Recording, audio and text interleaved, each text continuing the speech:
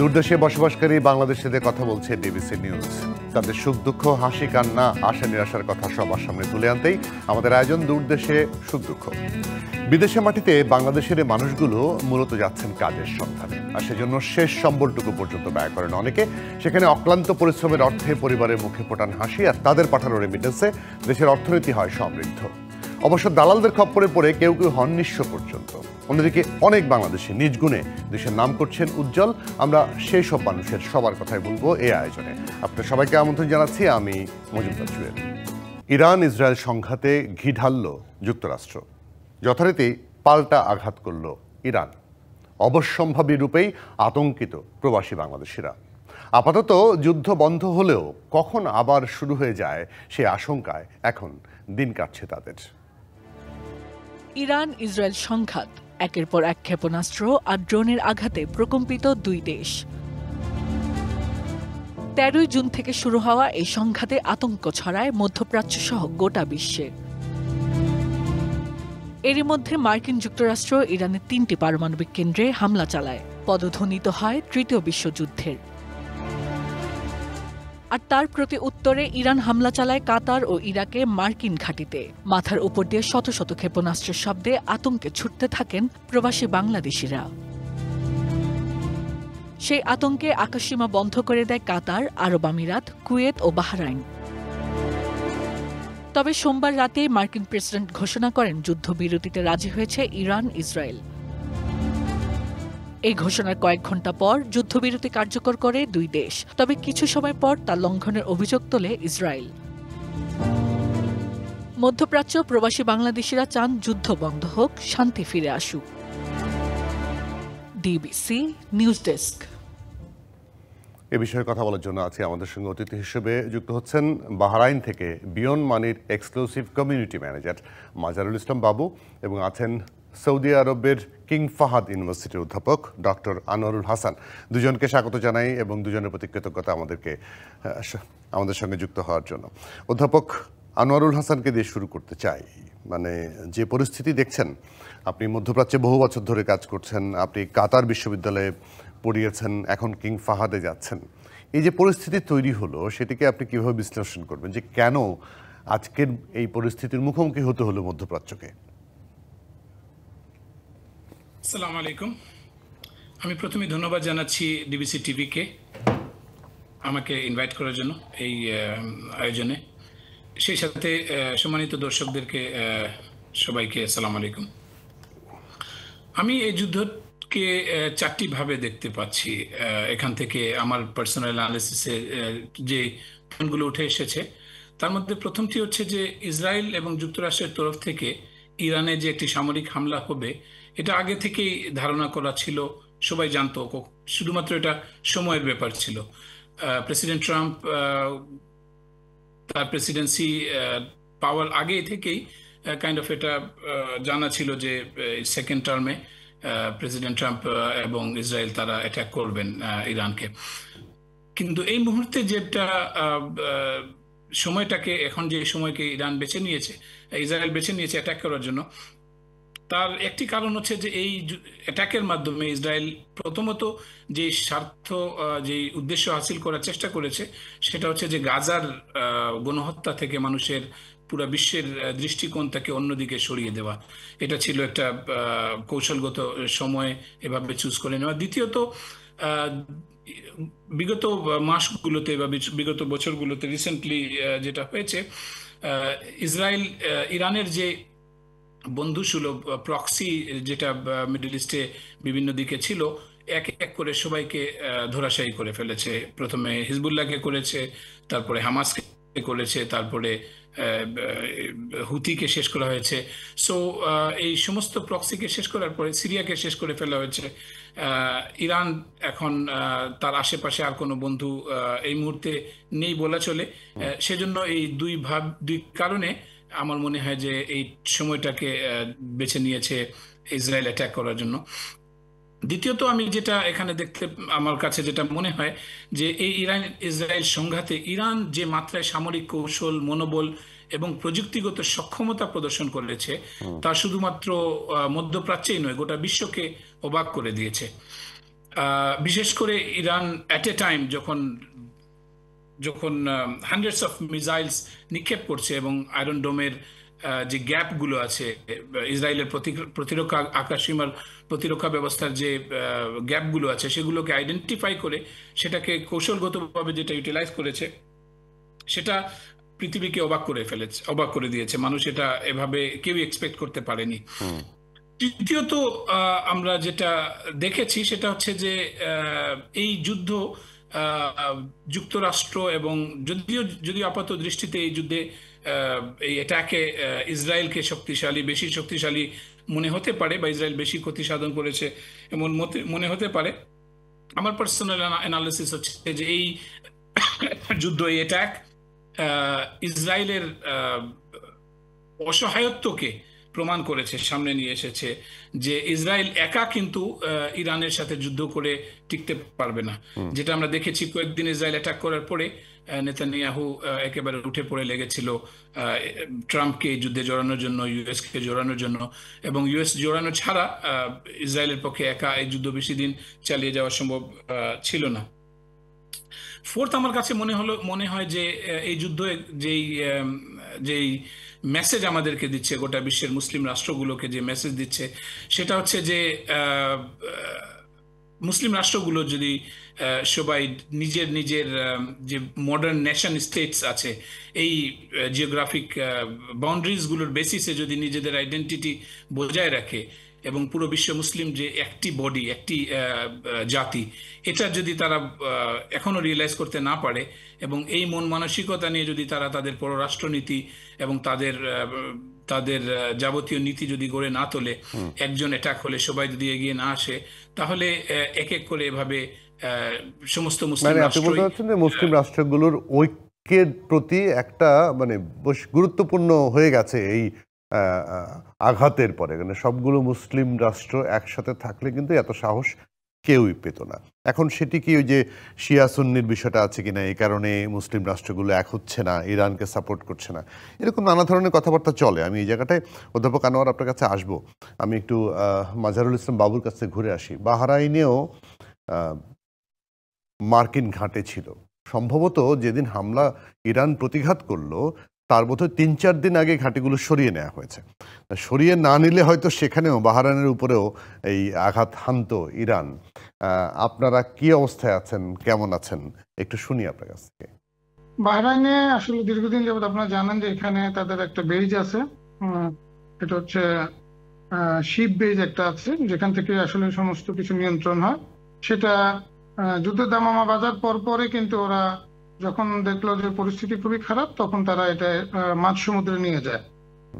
মাঝ সমুদ্রে নেওয়ার পরে পরবর্তীতে আপনারা দেখেছেন যে যখনই মধ্যপ্রাচ্যে হামলার কথা আসে, এবং বাহরাইন আমরা প্রথম দেখেছি যে সাইরিন টেস্ট করা হয়, এবং বেশ কয়েকবার যখন সাইরিন বাজে আমরা আসলে খুব অসহায়ত্ব ফিল করেছি। তার পরিপ্রেক্ষিতে ধন্যবাদ জানাচ্ছি বাহরাইন গভর্নমেন্ট বেশ কিছু আগে থেকেই প্রিপারেশন নিয়ে রেখেছেন আমাদের জন্য, প্রতিটা প্রবাসীদের জন্য ওনারা বেশ কিছু শেল্টার খুলেছেন, এবং দিক নির্দেশনা দেওয়া ছিল আমাদের বাংলাদেশ দূতাবাস থেকে, এখানকার গভর্নমেন্ট থেকে আমাদেরকে অ্যাপসের মাধ্যমে জানানো হচ্ছিল যে পরবর্তী কি করতে হবে। এই জাতীয় বেশ কিছু আমাদেরকে ওনারা করেছেন, পদক্ষেপ নিয়েছেন যে আমাদেরকে এই ব্যাপারগুলো নিয়ে। ধন্যবাদ। সেই যে উদ্যোগটা নেওয়ার কারণে, আপনাদেরকে সতর্ক করার কারণে, আপনাদেরকে এরকম মনে হয়েছে যে কখনো যে শেল্টার সেন্টারে চলে যেতে হবে? জি, যখন আসলে অ্যারাউন্ড সন্ধ্যা 7:30 হয়ে যায়, ফার্স্ট সাইরিন যখন বাজে, ওটা হচ্ছে সতর্কতামূলক। দ্বিতীয়টা বাজার পরে পরিস্থিতি ছিল খুব উত্তপ্ত, এবং সব মেসেজ আসতেছিল যে যারা আছেন প্রথমে বাসায় চলে যান, নিজ নিজ বাসা অবস্থান করেন। পরবর্তী যারা বাইরে ছিল, বেশ কিছু শেল্টার গুলো ফুল ছিল অলমোস্ট। পরিস্থিতি তখন যখনই খুবই খারাপ ছিল, প্রায় 7টা থেকে রাত্রে প্রায় 10টা-11টা পর্যন্ত কিন্তু আমরা খুব টেনশনে ছিলাম, পুরো বাহরাইন প্রবাসী, এবং সবাই খুব আতঙ্কে ছিলাম। বারবার আমাদেরকে মেসেজ দেওয়া হচ্ছে, এর ভিতরে মিনিস্ট্রি অফ ইন্টেরিয়র থেকে মেসেজ দিচ্ছিল প্রতি 5-10 মিনিট পর পর, প্লাস আমাদের বাংলাদেশ দূতাবাস থেকে আমাদেরকে বারবার মেসেজের মাধ্যমে, ফেসবুকের মাধ্যমে আমাদেরকে সতর্কতা সংকেত দিতেছিল।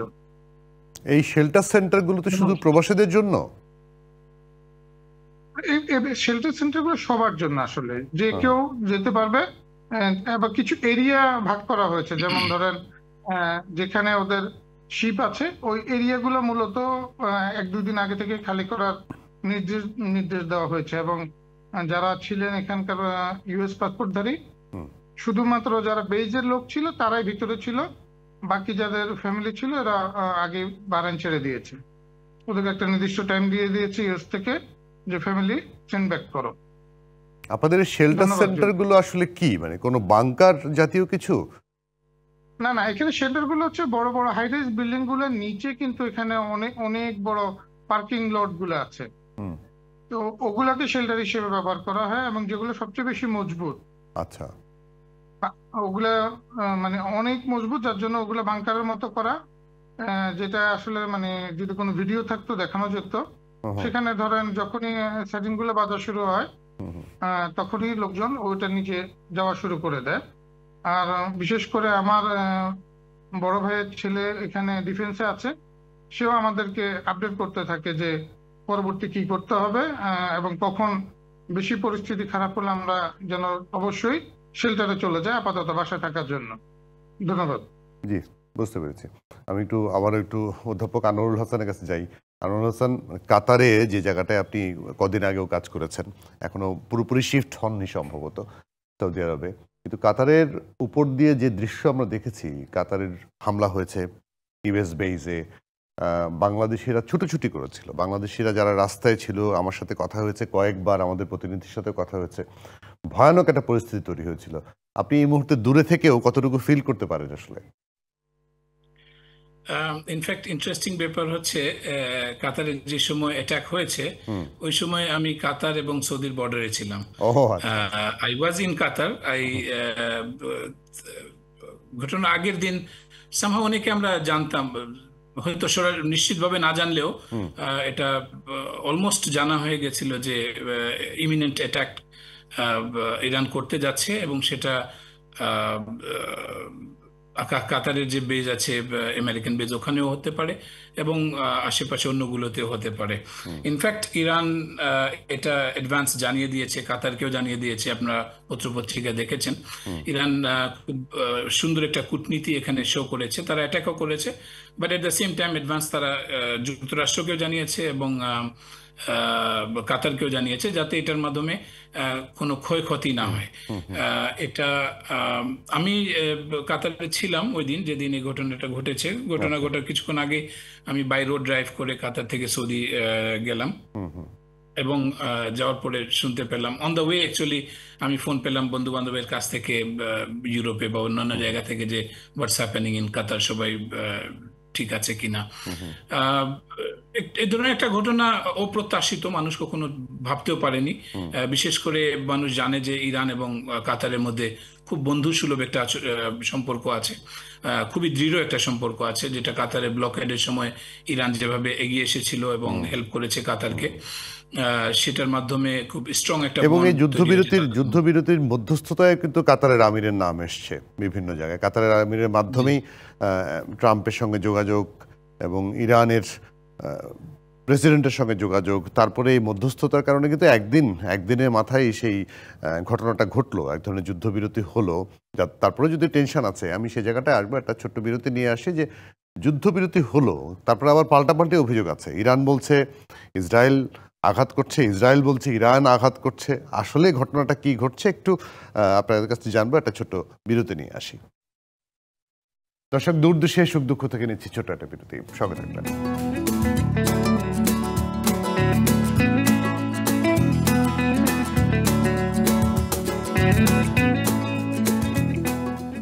দূরদেশে সুখ দুঃখ আয়োজনে আমন্ত্রণ আরো একবার, সঙ্গে আছি আমি মজুমদার জুয়েল। এবারে ইরান ইসরায়েল সংঘাতের যুদ্ধের কিছু তথ্য জানিয়ে রাখি। B2 বোমারু বিমান থেকে বাংকার বিধ্বংসী বোমা ফেলে এবং টমাহক মিসাইল মেরেও ইরানের পরমাণু প্রকল্প ধ্বংস করতে পারেনি যুক্তরাষ্ট্র। কয়েক মাস পিছিয়েছে মাত্র, বলছে যুক্তরাষ্ট্রের গোয়েন্দা প্রতিবেদন। তারপরে মার্কিন গোয়েন্দাদের মূল্যায়ন প্রত্যাখ্যান করে ক্ষোভ জানিয়েছেন মার্কিন প্রেসিডেন্ট ডোনাল্ড ট্রাম্প। আর জাতিসংঘের পরমাণু পর্যবেক্ষণ সংস্থার সাথে সহযোগিতা স্থগিত করার পক্ষে অনুমোদন দিয়েছে ইরানের পার্লামেন্ট। এদিকে আগামী সপ্তাহেই যুক্তরাষ্ট্র এবং ইরানের মধ্যে বৈঠক হতে যাচ্ছে বলে জানিয়েছেন ডোনাল্ড ট্রাম্প। বুধবার নেদারল্যান্ডসের হেগে নেটো সম্মেলনের ফাঁকে সংবাদ সম্মেলনে তিনি এই তথ্য জানিয়েছেন। যদিও তিনি এই সংবাদ সম্মেলনে জানিয়েছেন যে ইরানের সাথে আর কোনো আনুষ্ঠানিক চুক্তির প্রয়োজন নেই, কারণ ইরানের পারমাণবিক কর্মসূচি পুরোপুরি ধ্বংস হয়ে গেছে, এমনটা দাবি করেছেন তিনি নিজেই। মার্কিন মধ্যস্থতায় ইরান ইসরায়েলের মধ্যে আপাতত চলছে যুদ্ধবিরতি, তবে প্রশ্ন উঠেছে এতে কার কি লাভ হলো, খামেনি নাকি নেতানিয়াহু? কোন পক্ষ হয়েছে আরো শক্তিশালী, মার্কিন প্রেসিডেন্ট বা কি পেল? এই ছিল মোটামুটি তথ্য। মানে ইসরায়েল ইরান দ্বন্দ্ব সংঘাত যাই বলি না কেন, এর মধ্যে গেল সপ্তাহ জুড়ে 12-13 দিন ধরে যে যুদ্ধ টেনশন চলছে সেগুলোর অতিথিদের সঙ্গে আলোচনায় ফিরছি। আমাদের সঙ্গে যুক্ত আছেন কুয়েত বাংলাদেশ কমিউনিটির উপদেষ্টা, আছেন বাহরাইন বিয়ন মানির exclusive community manager Mazharul Islam বাবু, এবং আছেন সৌদি আরবের কিং ফাহাদ ইউনিভার্সিটির অধ্যাপক ডক্টর আনোয়ারুল হাসান। স্বাগত আপনাদের দুজনকে আবারও। অধ্যাপক হাসান, যে কথাটি বলে বিরতিতে গিয়েছিলাম যে আসলে টেনশন, যুদ্ধ বিরতি চলছে, টেনশন কিন্তু কাটেনি, একে অপরকে অভিযোগ করা হচ্ছে, বলা হচ্ছে। আবার মার্কিন প্রেসিডেন্ট বললেন যে পারমাণবিক স্থাপনা সব ধ্বংস করে দেওয়া হচ্ছে ইরানের, হুইচ ইজ মানে তাদেরই পেন্টাগনের তথ্য হচ্ছে ভুল তথ্য। মানে এরকম পাল্টাপাল্টি কথায় টেনশন কি কমবে না বাড়বে, কি মনে হয় আপনার? এখানে আমার কাছে মনে হয় দুটি বিষয় আছে। প্রথমত, এই যুদ্ধবিরতি ঘোষণার পরেও, সিজফায়ারের পরেও পাল্টাপাল্টি আক্রমণ, ছোটখাটো আক্রমণ, এটা অনেকটা কাইন্ড অফ কূটনীতি এবং রাজনীতির একটা অংশ। দুই দেশই, যারা ইসরায়েল এবং ইরান, দুই দেশেরই নেতৃস্থানীয় যারা আছেন, তাদের এদিকে নেতানিয়াহু, ওদিকে খামেনি, তারা তাদের দেশের জনগণকে দেখাতে চাবেন যে we very strong, we didn't বো ডাউন, আমরা মাথা নত করিনি, ইভেন সিজফায়ারের পরেও আমরা তাদেরকে অ্যাটাক করেছি। কাইন্ড অফ এই ধরনের একটা মেসেজ, এর জন্য আমার মনে এই ধরনের ছোটখাটো, আমরা এর আগে সিমিলার জিনিস ইন্ডিয়া এবং পাকিস্তানের মাঝেও দেখেছি। সিজফায়ার ঘোষণা হওয়ার পরেও ছোটখাটো অ্যাটাক একজন আরেকজনকে করেছে, এবং দুই দিক থেকেই পাল্টাপাল্টি অভিযোগ এসেছে। তো এটা কাইন্ড অফ সেই ধরনের একটা বিষয়। বাট দ্বিতীয় আরেকটা যেটা মোর ইম্পর্টেন্ট বিষয়, সেটা হচ্ছে যে ইরানের পারমাণবিক স্থাপনা পুরোপুরি ধ্বংস করতে পারেনি যুক্তরাষ্ট্রের এই অ্যাটাক। সেটা যুক্তরাষ্ট্রের বিশেষজ্ঞরা নিজেরাও স্বীকার করেছেন, পেন্টাগন থেকে বলা হচ্ছে, পেন্টাগন থেকেও বলা হচ্ছে। জি জি জি। তো সেই কারণে এই যুদ্ধ কিন্তু এখানে থেমে যাবে না। এখন যুদ্ধবিরতি হয়েছে, but this is not the last attack. আমি মনে করি, বা আমার মনে হয় অনেকেই মনে করেন, যে ভবিষ্যতেও আবার এই ইসরায়েল এবং ইউএস অ্যাটাক করবে, এবং সেই অ্যাটাক করার জন্য তাদের যে গ্রাউন্ড দরকার, একটা ব্যাকগ্রাউন্ড, একটা স্টোরির দরকার পড়ে, সেই স্টোরি এখন থেকে তৈরি করা হচ্ছে, যে তাদের স্থাপনাগুলো পুরোপুরি ধ্বংস হয়নি, যেহেতু এখনো তাদের পারমাণবিক স্থাপনা রয়েছে, পারমাণবিক ক্যাপাবিলিটি রয়েছে। সো ভবিষ্যতে এই ন্যারেটিভটা ইউজ করে আবার, সেটা টাইম বলা যায় না, সেটা খুব শীঘ্রই হতে পারে নাকি। সেটা তো এরকমও যে এরই মধ্যে কিন্তু ডোনাল্ড ট্রাম্প মানে এক ধরনের কষ্ট বা এক ধরনের মানসিক অশান্তিতে আছে, যেটি এতদিন বলা হলো যে পারমাণবিক শক্তিধর ইরান, কিন্তু পারমাণবিক কোনো বোমা কোনো কিছু পেল না। কিন্তু তার আশা ছিল যে পারমাণবিক কোনো আক্রমণ হবে, সেটি কিন্তু পাওয়া গেল না। তারপরেও এই নেগেটিভ কি আর চলবে?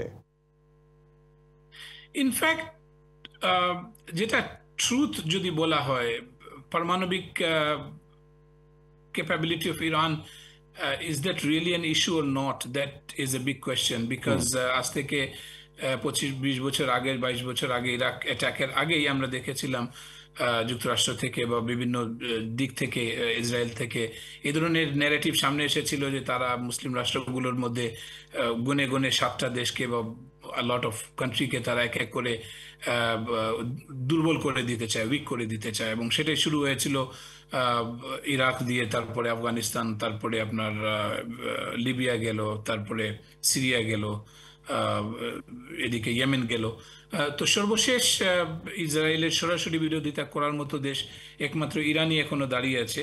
সেজন্য ইরানের পারমাণবিক ক্যাপাবিলিটি থাকুক অথবা না থাকুক, ইন এনি কেস ইরানকে দুর্বল করাটা তাদের নীতিগত সিদ্ধান্ত, এবং এটার কারণে তারা যেভাবে আমরা দেখেছি সেম জিনিস তো ইরাকেও হয়েছে। ইরাকেও বলা হয়েছিল যে ওয়েপন্স অফ ম্যাস ডিস্ট্রাকশন আছে, বাট পরে বলা হলো যে না, পাওয়া যায়নি কেন, that was wrong information. So যেহেতু এখনকার ওয়ার্ল্ড একটা সিঙ্গেল সুপার পাওয়ারের আন্ডারে এখনকার ওয়ার্ল্ড চলছে, ব্যালেন্সড সিস্টেম না এই মুহূর্তে। আমাদের কোল্ড ওয়ারের সময় পর্যন্ত একটা ব্যালেন্স ওয়ার্ল্ড ছিল, যেখানে রাশিয়া একটা সুপার পাওয়ার ছিল, মার্কিন যুক্তরাষ্ট্র আর একটা ছিল। বাট এরপর বর্তমান পরিস্থিতিতে বলা যায় ইউএস হচ্ছে একমাত্র সুপার পাওয়ার, এবং এই দিক থেকে বিবেচনা করলে তাদের যে প্ল্যান আছে, যে পরিকল্পনা আছে, সেই পরিকল্পনা অনুযায়ী তারা এক এক করে ইসরায়েলের বিরুদ্ধে দাঁড়াতে পারে এমন যে কোনো শক্তিকে তারা শেষ করবে, নিঃশেষ করার চেষ্টা করবে। সেটারই এটা একটা অংশ। এখানে আদৌ তার পারমাণবিক ক্যাপাবিলিটি থাকুক বা না থাকুক, আদৌ তারা 60% এনরিচমেন্ট করেছে নাকি 40% করেছে নাকি 80% করেছে, that in fact probably is not a big point here, but that's my analysis. Others might think a bit differently. জি জি, মাজারুল ইসলাম বাবুর কাছে যাই একটু। মানে যেহেতু শুনলেন আপনি ডক্টর আনোয়ার বললেন যে যুদ্ধ এখনই শেষ হয়ে গেছে, বিরতি চলছে, তা ঠিক না। যে কোনো সময় আবার মানে ইসরায়েল আমেরিকা আবারও ইরান উপর হামলা করতে পারে। ইরান তার শক্তিমত্তা অনুযায়ী সেটা প্রতিরোধ করবে, পাল্টা হামলা করবে, এটাই স্বাভাবিক, কারণ যেটা দেখিয়ে দিয়েছে ইরান। সেক্ষেত্রে মাঝখানে যে দেশগুলো আছে, আশেপাশের যে দেশগুলো আছে, মানে বাহরাইনের মতো, কাতারের মতো, কুয়েতের মতো, এই মানুষগুলো, ওখানকার মানুষ যেমন খুব আতঙ্কে আছে, বিপদে আছে, বাংলাদেশিরাও আছে, আপনারা যারা সেখানে কাজ করেন। সেই জায়গাটায় বাংলাদেশিরা কি বলেন, কি হওয়া উচিত, কোন দিকে যাওয়া উচিত? ধন্যবাদ জুয়েল ভাইকে। মোস্টলি বাংলাদেশি যারা আছে সবাই কিন্তু ইরানের সাপোর্টার, ঠিক আছে। মিডল ইস্টে যারা আছেন, আশা করি বাংলাদেশেও যারা আছেন সবাই, যেহেতু ইহুদি সাপোর্টার কেউ হবেন না, আমি যতটুকু জানি যে ইহুদি সাপোর্টার কেউ হবেন, সবাই ইরানকে সাপোর্ট করে। আর আনোয়ারুল আজিম ভাই খুব সুন্দর কথা বলে গেছেন যে এটা কিন্তু আসলে একটা ছক করা, যে পৃথিবীর মধ্যে মানচিত্রে যতগুলা মুসলিম কান্ট্রি আছে যারা শক্তি ধরে উঠছেন, তাদেরকে আসলে ডেমোলিশন করা হবে টুডে অথবা টুমরো। তার মধ্যে সুপার পাওয়ার হিসেবে আছে ধরেন ইরান, এর পরবর্তী যাবে পাকিস্তান, যাদের কাছে আপনার বড় নিউক্লিয়ার ওয়েপন গুলো আছে তাদের এই জন্য আজকে ইরানের সাথে শুরু হচ্ছে। যেহেতু ইরানকে দুর্বল করতে পারেননি এতদিন, যেভাবে ফাঁকা বলি দিয়ে বলেছেন যে সুপার পাওয়ার হচ্ছে ইসরায়েল, সারা ওয়ার্ল্ডের মধ্যে তাদের আকাশ প্রতিরক্ষা ব্যবস্থা থেকে শুরু করে সবকিছু খুবই ভালো, কিন্তু দেখা গেল যে এটা ভেদ করেও কিন্তু ইরানের প্রতিটা ঢুকে গেছে, 60-70% কিন্তু অলরেডি ফায়ার হয়েছে তাদের ভিতরে, এবং এইটাই তাদের ভিতটাকে নাড়িয়ে দিয়েছে। তাই আমরা সবাই দেখতে পেয়েছি ব্যাপারটা যে ইরান যে এত স্ট্রংলি মানে মুসলিম দেশ হিসেবে যে আক্রমণ করেছে এবং ইসরায়েলের মতো একটা সুপার পাওয়ারকে স্টপ করিয়ে দিয়েছে, এর জন্য আমরা কৃতজ্ঞতা প্রকাশ করছি। এবং মিডল ইস্টে আমরা যারা আছি, আসলে যুদ্ধ কারো কাম্য নয়, যেটা হচ্ছে সবচেয়ে বড় সত্য কথা। তারপরও যেহেতু প্রতিবারই যেটা হচ্ছে মুসলিম কান্ট্রিগুলোর সাথে বারবার বিভিন্ন রকম অজুহাত দিয়ে কিন্তু মুসলিম কান্ট্রিগুলোকে অ্যাটাক করা হচ্ছে, যে তাদের কাছে বিভিন্ন রকমের ওয়েপেন আছে, এভাবে করে, যেটা আনোয়ার আজিম ভাই বলে গিয়েছেন একটু আগে, যে ইরাক থেকে শুরু করে সিরিয়া, প্রতিটা জায়গাতে তারা এভাবে হামলা করেছেন, যে তাদের কাছে বিভিন্ন রকম নিউক্লিয়ার আছে বা তারা বেশ শক্তিশালী হয়ে উঠেছে। সেম একইভাবে ইরান অ্যাটাক করেছিল, কিন্তু ধন্যবাদ যে তারা খুব ভালোভাবে অ্যাটাকটা ফিরিয়ে দিয়েছেন। মানে ইরানকে এক কথায় আন্ডার এস্টিমেট করা হয়েছিল বলে এখন মোটামুটি প্রমাণিতই হচ্ছে যে এক ধরনের আন্ডার এস্টিমেট করা হয়েছিল।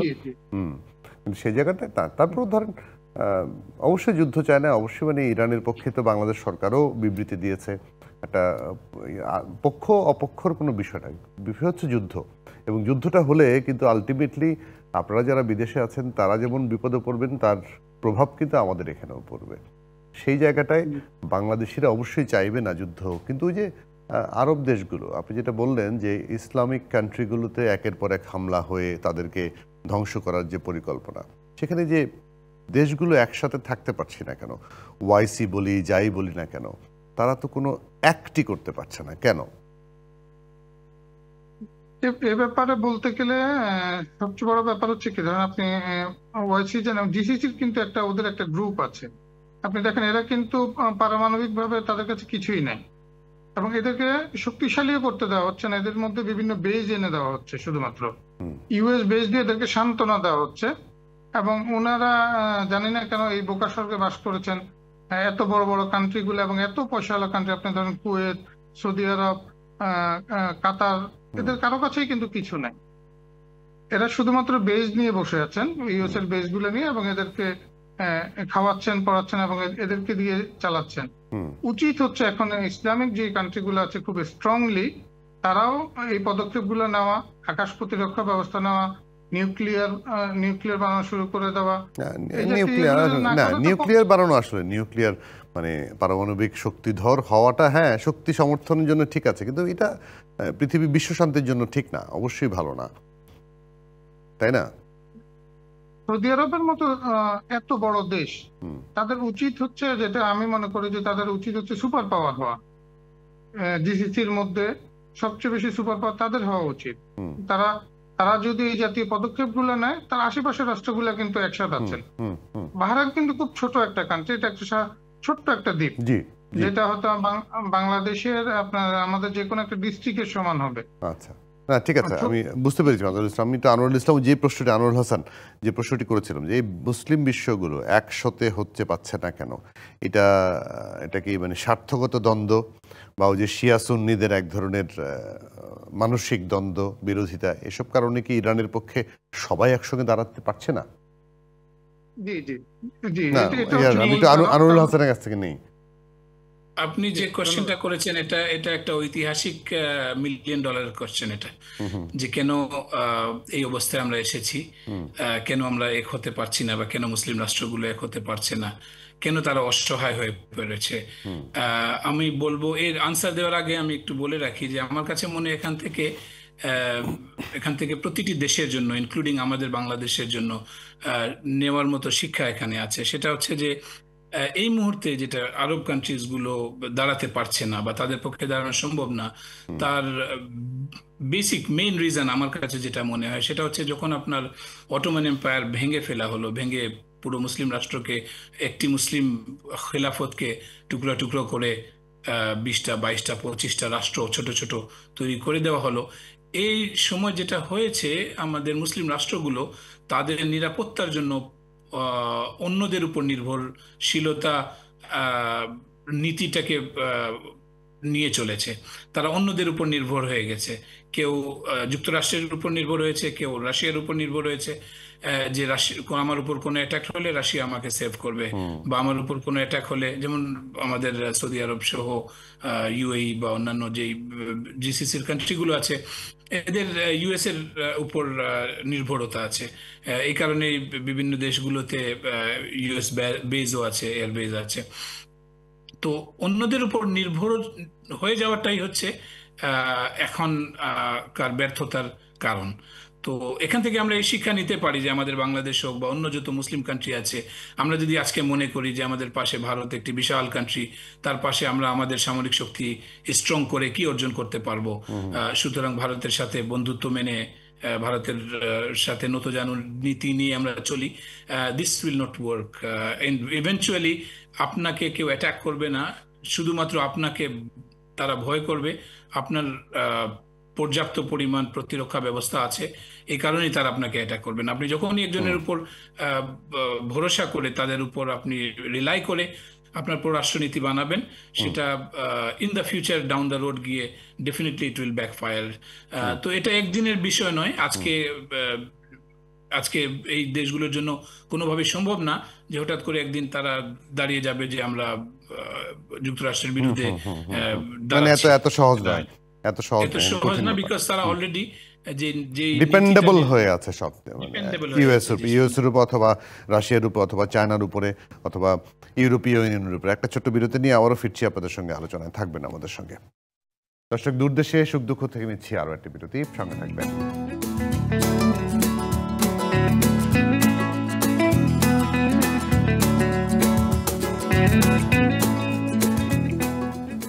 দূরদেশে সুখ দুঃখ আয়োজনে আমন্ত্রণ আরো একবার, সঙ্গে আছি আমি মজুমদার জুয়েল। আজকে আমাদের সঙ্গে অতিথি হিসেবে আছেন মাজারুল ইসলাম বাবু এবং ডক্টর আনোয়ারুল হাসান।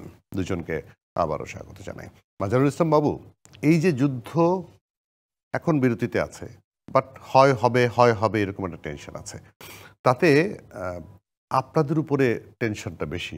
মানে আপনারা প্রবাসী যারা আছেন, চাকরি হারানোর ভয় আছে, রেমিটেন্স প্রবাহ কমে যেতে পারে বাংলাদেশে, যে রেমিটেন্স প্রবাহের উপরে এখন আমরা খুব শক্ত অবস্থানে আছি এখন পর্যন্ত।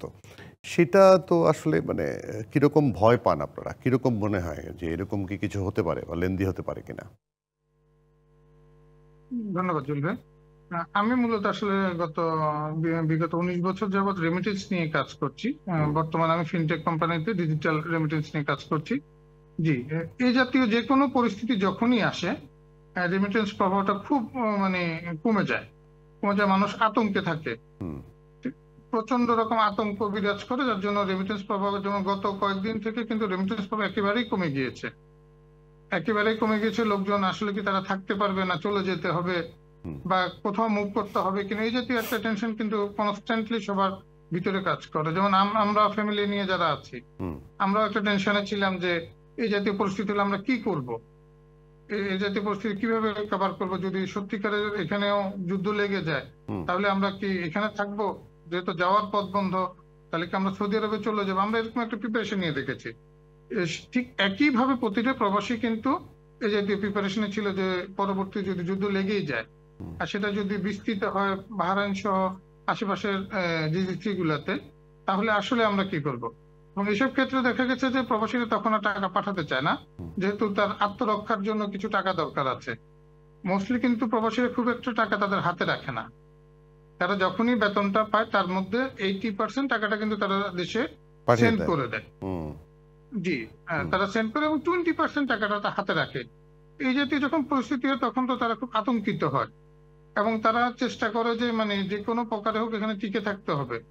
কারণ আপনারা জানেন যে বাহরাইনের ভিসা কিন্তু বন্ধ বিগত 7 বছর যাবৎ, সেই 2017 থেকে এই পর্যন্ত ভিসা বন্ধ আছে, এবং যার কারণে কিন্তু আমাদের যে রেমিটেন্সের জায়গাটা এটা ছোট পরিসরে চলে আসছে। বাহরাইন কিন্তু ছোট দেশ হিসাবে ওয়ার্ল্ডের মধ্যে 10ম হিসাবে দীর্ঘদিন যাবৎ অবস্থান করতেছে, কিন্তু যেখানে আমাদের 2.5 লক্ষ লোক ছিল, আজকে কিন্তু এই গত 7 বছরে কমতে 1 লাখ থেকে সামান্য কিছু কম বেশি থাকতে পারে আমার জানা মতে, যেহেতু আমি রেমিটেন্স নিয়ে কাজ করছি এবং ধরেন এই মার্কেটে আমার প্রচন্ড বিচরণ আছে, আমি সামাজিক কর্মকাণ্ড করি, যার জন্য এইটা কিন্তু বিশাল একটা প্রভাব পড়ছে। 7 বছর যাবৎ ভিসা বন্ধ, কেউ যদি এখান থেকে চলে যায়, সে যদি আবার আসতে না পারে, যেটা হয়েছে ধরেন করোনার সময় 2020 অনেকেই দেশে যারা ছুটিতে অবস্থান করতেছিল এরা কিন্তু আসতে পারেনি, এবং পরবর্তীতে এদের ভিসা ক্যান্সেল হয়ে গেছে এবং অনেকেই আসতে পারবে, 700-800 প্রবাসী বা 1000+, এরা কিন্তু এখানে আসতে পারেনি। যার জন্য এই জাতীয় আতঙ্কগুলো সবার মধ্যেই কাজ করে। যদি ভিসা ওপেন থাকে সেক্ষেত্রে কিন্তু এই আতঙ্কগুলো কাজ করে না। যেমন ভিসা ওপেন থাকলে আমরাও কিন্তু একটা অ্যাটেম্প নিয়েছিলাম যে দেশে চলে যাব, পরবর্তীতে যে কোনো পরিস্থিতিতে আমরা আবার আসবো। জি, একদম। কিন্তু সেক্ষেত্রে দেখা গেছে যে যেহেতু ভিসা বন্ধ, আমরা চাইলেও গিয়ে যদি আবার আসতে না পারি, ওই জাতীয় একটা ফিলিং সবার ভিতরে কাজ করে। আর যারা ধরেন নর্মাল কাজ করে তাদের ভিতরে এই আশঙ্কাটা খুবই বেশি, যে দেশে যাওয়ার পরে জাতীয় ধরেন তাদের যারা মালিক আছে তারা অনেক সময় ভিসা ক্যান্সেল করে দেয়, আবার যেসব যাদের আন্ডারে কাজ করে এরাও এই জাতীয় কাজগুলা করে। ধন্যবাদ। জি, আমি সেই জায়গাটায় অধ্যাপক আনোয়ারুল হাসান, যে আপনি তো কাতারে ছিলেন, মাত্র শিফট করলেন, কাতারে কিন্তু চাকরি বাকরির খুব সংকট, তার মধ্যে আবার ওই যে ওপেন ভিসা, ভিজিট ভিসা, কিসব ভিসা নিয়ে গিয়ে অনেক বাংলাদেশি এখন পথেও ঘুরছে বলে আমাদের কাছে তথ্য। এখানে এরকম টেনশন, পরিস্থিতি তো খারাপ হতে পারে, খারাপের দিকেও যেতে পারে, সেইটা নিশ্চয়ই কাম্য নয়, কি বলেন? আমার মনে হয় যারা প্রবাসী বাংলাদেশের মধ্যপ্রাচ্যে আছেন, ইরানে শুধুমাত্র অ্যারাউন্ড 2000-এর মতো বাংলাদেশি আছেন, সৌদি আরবে আছেন প্রায় 28 থেকে 30 লক্ষ বাংলাদেশি, কাতারে আছেন প্রায় 4 লক্ষের মতো বাংলাদেশি, বাহরাইনেও সিমিলার নাম্বার আছেন, বাহরাইনে, কুয়েতেও। মানে আমার মনে হয় যে যুদ্ধ হওয়ার আগ পর্যন্ত, এই অ্যাটাক হওয়ার আগ পর্যন্ত, পাল্টাপাল্টি আক্রমণের আগ পর্যন্ত যতটা ভয় ছিল, এরপরে আমার মনে হয় সাধারণ জনগণ স্বস্তিতে থাকতে পারেন। যদিও ফিউচারে আবার ইসরায়েল অ্যাটাক করে বা ইরান রিট্যালিয়েট করে, মোস্ট লাইকলি এটা it's not going to be like large scale war involving many parties. It will remain contained between US, Israel and Iran. So যারা প্রবাসী আছেন তাদের প্রতি আমার অ্যাডভাইস সিম্পলি হবে যে just stay calm, stay informed, make sure that the legal status that you have, আপনাদের যারা বাইরে আছেন তাদের একামা যাতে আপনাদের এক্সপায়ার হয়ে না যায়। আসলে বেশি মানুষ বিচলিত হয়ে পড়ে যখন কোন একটা বিপদ আসছে বা আসবে মনে হচ্ছে, আর ওই সময় মনে হয় যে আমার তো একামা নেই, আমার তো লিগাল স্ট্যাটাস নেই, আমি তো পাসপোর্ট আমার নেই, এই সিচুয়েশনে যাতে কেউ না পড়েন। So just stay calm and quiet, stay informed, secure legal status, make sure যে আপনাদের একামা, আপনাদের কাতার আইডি বা সৌদি আইডি বা যে যেখানে আছেন আপনাদের আইডিগুলো যাতে রিনিউড থাকে। আর যারা বাংলাদেশ থেকে মিডল ইস্টে আসেন তাদের কাছে আমার বিশেষ অ্যাডভাইস যেটা হবে যে আপনারা জাস্ট চোখ বন্ধ করে কাতারে গেলে, সৌদিতে গেলে চাকরি আছে, গিয়ে ওখানে দেখবো যে চাকরি পাবো সেটা করব, এটা না করে আপনারা আগে থেকে ভবিষ্যৎটাকে প্ল্যান করুন। যদি আপনি কাতারে যাচ্ছেন আগে থেকে চিন্তা করেন ওখানে গিয়ে আপনি কি কাজ করবেন। ধরেন আপনি কাতারে চলে গেছেন বা সৌদিতে চলে গেছেন, এই অবস্থায় আপনি কি কাজ করবেন? কোনো না কোনো একটা স্কিল নিজের মধ্যে ডেভেলপ করেন। হয় আপনি গ্রেড 9 পাস হতে পারেন বা কলেজ পাস হতে পারেন, বা আপনি হয়তো আন্ডার ম্যাট্রিক আছেন, হোয়াট এভার, বা ইন্টার পাস করেছেন। Don't just come with a visa without planning. একটা ক্লিয়ার প্ল্যান করে আসেন যে আমি ওখানে যাচ্ছি, আমি ইলেকট্রিসিটির কাজ করব। সো বাংলাদেশে থাকা অবস্থায় ইলেকট্রিসিটির কিছু টেকনিক্যাল স্কিল শিখে, টেকনিশিয়ানের কাজ শিখে তারপরে আসেন। অথবা প্লাম্বিং এর প্রয়োজনীয়তা সবসময় সব জায়গায় থাকে। প্লাম্বিং এর কিছু কাজ, পানির যে লাইনগুলো থাকে ওগুলো ফিক্স করার কাজগুলো শিখে আসুন। অথবা আপনি ঠিক করে আসেন যে মিডল ইস্টের কান্ট্রিগুলোতে গরমের দেশ, সো এখানে এসির কাজ সবসময় থাকে, সো আমি এসির টেকনিশিয়ানশিপ শিখে তারপরে আমি এখানে যাব। সো কোনো না কোনো স্কিল আপনি আগে নিজেকে স্কিল করেন, তারপরে ভিসা নিয়ে বাইরে যান বা ফ্রি ভিসাতে যান, যেটাতে যান। আপনার কাছে যদি স্কিল না থাকে তাহলে you will be the first person to not have a job in any down turn of the economy. আর যদি আপনার স্কিল, হাইলি স্কিল যদি আপনি থাকেন, যে কোনো ইকোনমিতেই আপনার প্রয়োজনীয়তা থাকবে, আপনার জব থাকবে। সো যারা বাংলাদেশে আছেন, বাংলাদেশ থেকে বাইরে যাওয়ার যাদের প্ল্যান আছে, তাদের প্রতি আমার অ্যাডভাইস এটাই হবে যে আপনারা সবাই স্কিল পুল হিসেবে নিজেকে তৈরি করেন। ম্যাসনের কাজ শিখবেন, সেটাই শিখে আসেন ভালো মতো করে। কার্পেন্ট্রি শিখবেন, কার্পেন্ট্রিতেই স্ট্রং স্কিল নিয়ে তারপরে আসেন। এখনকার ওয়ার্ল্ডে, আমরা যে ওয়ার্ল্ডে আছি, এখনকার ওয়ার্ল্ডে আসলে পৃথিবীর যে কোনো পেশাতে যদি মানুষ নিজেকে টপ 1%-এর মধ্যে নিয়ে আসে, টপ 5%-এর মধ্যে নিয়ে আসে, টপ 10%-এর মধ্যে নিয়ে আসে, ইভেন জাস্ট লাইক ক্লিনিং করতেছে, but he is very skillful cleaning, he will have job in any economy, in any situation. যারা ইয়াতে আছেন অলরেডি, কাতারে ফ্রি ভিসাতে আছেন বা সৌদিতে ফ্রি ভিসাতে আছেন, তাদের কাছে আমার যেটা অনুরোধ থাকবে, আপনারা আপনাদের ভাই ব্রাদার, আত্মীয় স্বজন, পাড়া প্রতিবেশী, কাজিনরা যখন আবার ফ্রি ভিসাতে আসতে চাচ্ছে তাদেরকে ডিসকারেজ করেন যে এভাবে ফ্রি ভিসাতে না আসে, আগে তুমি জব সিকিউর করে তারপরে আসো। হয় তোমাকে 6 মাস ওয়েট করতে করো, বাট জব সিকিউর করে আসো। আদার দেন দ্যাট আমার মনে হয় না যে খুব বেশি ঘাবড়ানোর কিছু আছে। ইকোনমিক ডাউনটার্ন আপটার্ন আছে এখন। কাতারে কিছু প্রচুর পরিমাণ কাজ ছিল গত 10 বছর 15 বছর, because of the world cup. কাতারে যেহেতু এখন ওয়ার্ল্ড কাপ শেষ হয়ে গেছে, কাজ ইকোনমি একটু স্লো হবে, এটাই স্বাভাবিক। বাট আবার পাশাপাশি সৌদি আরবে ইকোনমি এখন বুম করা শুরু করেছে, তারা 2034-এ, মানে যেখানে যে দেশেই যাক না কেন জেনে শুনে একটু কাজ শিখে যাবে, তাহলে আর কোথাও আসলে সমস্যা হবে না, সেটাই আপনি বোঝাতে চেয়েছেন। তারপর আমরা একদম শেষের দিকে আপনার কথা সূত্র ধরেই বলি, ওই যে যারা আত্মীয় স্বজন আছে না, তারা যদি না করে, আত্মীয় স্বজন যেতে চায় কিন্তু না করলে বলে যে হয়তো উনি নিতে চাচ্ছে না, এটা একটা নেগেটিভিটি আছে। এনিওয়ে, আমরা এই যুদ্ধটা চাই না, যুদ্ধ শান্তি আসুক, শান্তি ফিরে আসুক, সারা বিশ্বে শান্তি ফিরে আসুক। শুধুমাত্র ইরান ইসরায়েল যুদ্ধ নয়, রাশিয়া ইউক্রেন যুদ্ধ চলছে, এটার জন্য সারা বিশ্ব জুড়ে এক ধরনের চাপ এখনো পর্যন্ত কিন্তু চলছে, সেটিও বন্ধ হোক। আমরা একটু আশা করব এই যুদ্ধ বন্ধ হোক, বিশ্ব শান্তিতে থাকুক। অধ্যাপক আনোয়ারুল হাসান এবং মাজারুল ইসলাম বাবু, দুজনকে অনেক ধন্যবাদ, কৃতজ্ঞতা আজকে আমাদেরকে সময় দেওয়ার জন্য। প্রবাসী বন্ধুরা, আপনাদের সুখ দুঃখের কথা আমরা জানাবো, তবে সব কথা যে আমরা জানি তা কিন্তু নয়। এমন অনেক কথা, ঘটনা, সাফল্য আছে আপনাদের, যা আমাদের জানতে হবে। আর আমরা জানলে জানবে জাতি, জানবে বিশ্ব। তাই আপনারা কি জানাতে চান, কি বলতে চান, আমাদেরকে জানান। কোনো কথা থাকলে ভিডিও বার্তাও পাঠাতে পারেন আমাদের ঠিকানায়।